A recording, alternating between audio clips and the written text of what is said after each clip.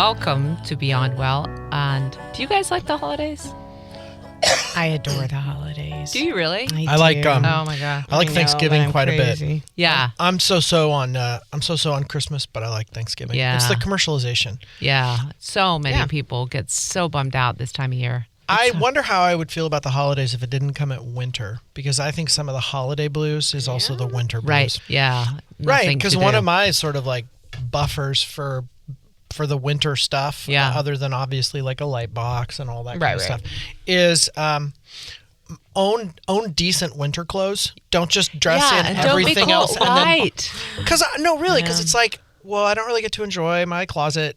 I just throw a coat over top of everything. Like, own some decent winter clothes that you kind of enjoy.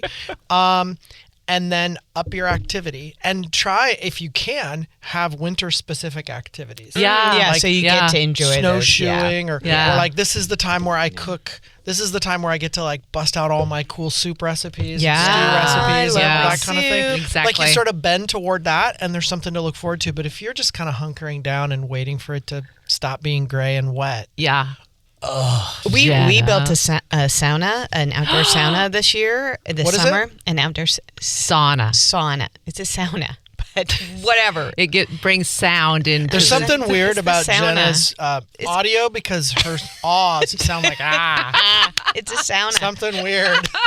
But it is one of the only things that will get that like winter chill out of my bones. Yeah, it's weird. It only takes like 10 minutes. Yeah, and it's the dry heat. Oh yeah, it's do you notice when you go into a steam room that you get warm, but then you get really cold after because you've lost a ton of water? STEM rooms aren't like that though. And hot tubs are awesome. Wow. No I kidding. just go in the southern hemisphere. You just go in your sauna. My sauna. My sauna. I just want to say, so many people get so bummed out this time of year. I mean, I see it, especially in social media, all the time. The number of people like, ugh, I can't even take it when all of the decorations are starting to go up for the holidays, especially when they begin at Halloween. And I'm curious why you think it is that it has become so much a part of the culture, that there's so many people who struggle during the holidays. Well, I think there are a lot of reasons why so many people struggle at the holidays.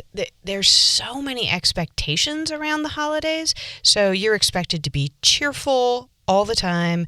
You're expected to spend money in particular ways. You're expected to be really social. There are all sorts of family expectations. And all of those things just add this tremendous amount of stress to people. So those are kind of main reasons why people get particularly stressed around the holidays. And then there's also this piece of, the holidays are this time when people are really celebrating their abundance, whether it's their perceived abundance. So it's whether it's the abundance of their material wealth or their social abundance. And so it's this time when our tendency to compare our insides with other people's outsides is so much higher. And so what's happening is you're seeing all these people who look like they're just doing nothing but drinking eggnog, surrounded by their loved ones by the fire, singing cheerfully. And on the inside, you're feeling crabby and broke and stressed, and you just want it all to be over. So it's hard to compare your insides to other people's outsides. Yeah, Brian, I'd ask you to jump in on this. During the year when Sophie was very sick and I was having one of the most difficult years with an anniversary of my late husband's death, I started getting all of my neighbors' Christmas cards. And you know how some of them write the letters about how fantastic the year was for them? I keep thinking, is this a way that we actually are supporting one another, or is it necessary to have a more realistic conversation about what our lives are really like? Yeah, the Christmas letters from people that you're regularly in contact with are a little bit easier to digest because you see the full spectrum of what their year has been like. Otherwise, it's sort of that victory lap or that celebration.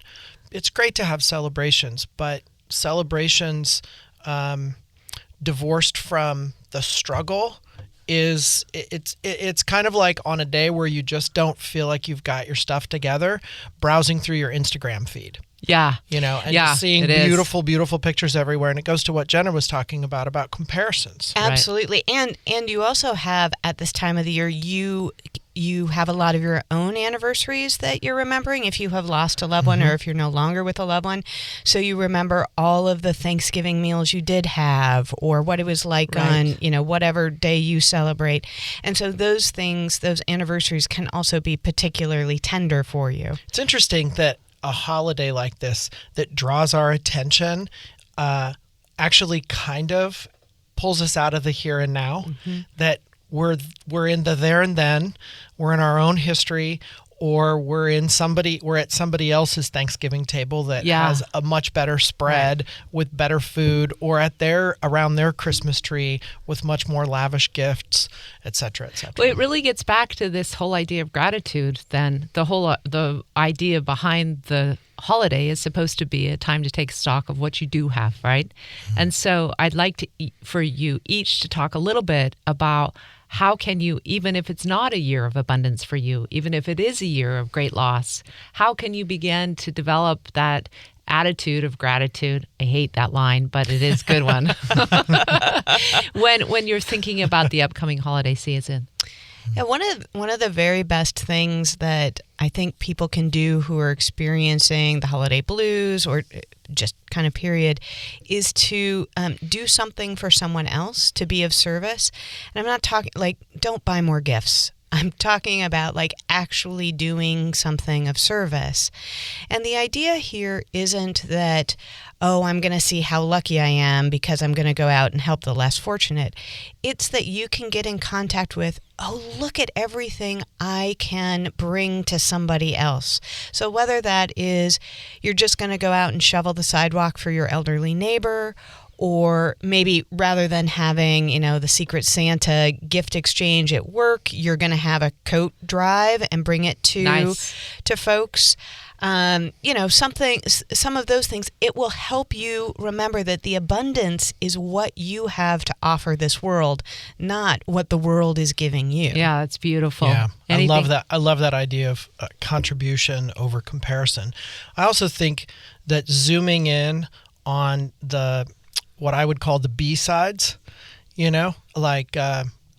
instead of all the gifts you are or aren't going to get, it's getting together with family or friends and cooking a meal together. Yeah. Or if family and friends are not around and it's a holiday marked by loneliness, if you find someone else who's lonely too, or I'm going to go outside, I'm going to take in this crisp winter air and be with nature.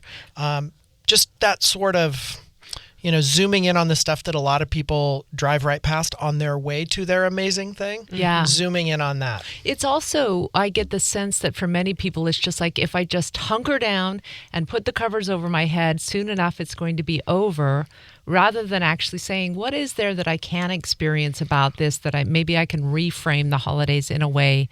If you keep your imagination open, there's got to be something you can look for. Absolutely. Yeah. And all jokes aside, hunkering down and pulling the covers over your head usually doesn't wind up in a good place. Yeah. The shutting down and isolating and withdrawing and waiting for the day to be over. Right. The time's going to pass the same, whether you do that or not. And then once you get to the other end of it, if you've hunkered down, you're probably in a much worse place than if you did something that contributed or that you felt was meaningful or worthwhile with that time. Yeah. And I think you spoke to it, Brian, when you said, create a family of your own. If your family was dysfunctional, if it was difficult, especially during the holidays, why are you staying stuck with that idea of what family is, right? Right. Yeah. That saying, blood is thicker than water. Yeah. We usually think that blood is family and water is, I guess, something thinner. And the history of that, as I understand it, is water was actually water birth, and blood was like blood covenants, or blood oaths that you made. So the origins of that saying are actually the reverse of the way we've normally thought of it. The relationships that are quote unquote thickest are the ones we choose and commit to more than the ones that we were simply born into.